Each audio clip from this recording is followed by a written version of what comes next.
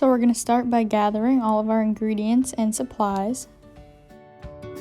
Now it's a tradition in our family to use the recipe on the back of the Caro corn syrup. So we make this every year at Thanksgiving because it's my grandfather's favorite kind of pie and it's become tradition. It may not have been a normal Thanksgiving, but we still made it happen. How do you pronounce this? Pecan. Pecan. Pecan. What do you say? I said pecan. I think I normally, but I went pecan. I said Normally pecan. I said pecan. Pecan pie. I don't know. Yeah. Pecan pie. But if somebody asks you, you go pecan. Nut. If you explain the nut, it's What called kind of a- pecan, right? I don't know. It could be a pecan. How do you say it? It's a pecan. Pecan. Pecan. What do you say? Pecan. Pecan. Yeah. As you can see, there's a lot of debate on the correct pronunciation. Pecan, pecan, pecan. See, no matter how you say it, the dictionary supports you. There's no right or wrong way to pronounce it. But what actually is a pecan? Let's look into the history and details of this nut. You probably didn't know, but the pecan is actually the only nut that's native to the US. We grow pecans in groups of trees referred to as groves, which occur naturally, or orchards, which are planted by humans. Georgia is the largest producer of this nut, followed closely by Texas.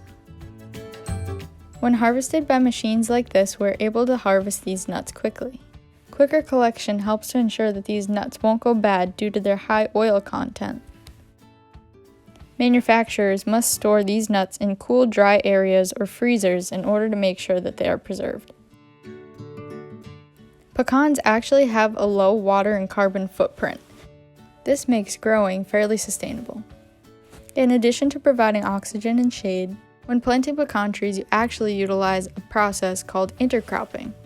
This is where multiple plant species are planted together in the same space in order to ensure habitat creation, diversity, and preservation of ecosystem services.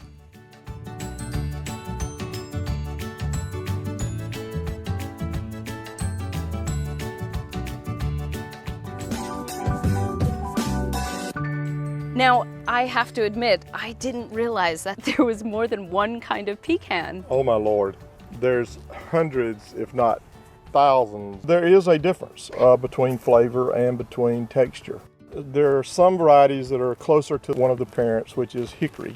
Pecans are very high in very good oil.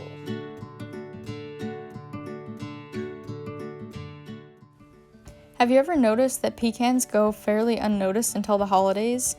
Until this time, demand remains very low. Thankfully, over the years, popularity for this nut has risen dramatically in China. Native to China, the hickory nut is very similar to the pecan.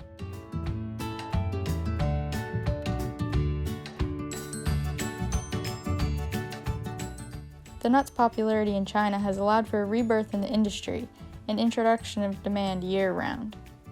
We'll be thankful that China is the largest export market of pecans for the US and has caused pecan prices to drop, allowing pecan companies to stay in business just in time for you to enjoy your holiday treat.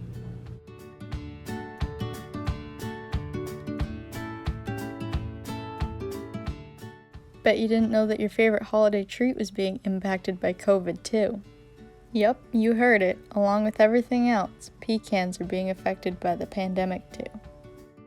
Growing tensions between the US and China have increased trade wars between the two countries. This is allowing China to develop their own self-cultivation methods, which are hurting the US pecan market because they're able to produce the nut on their own.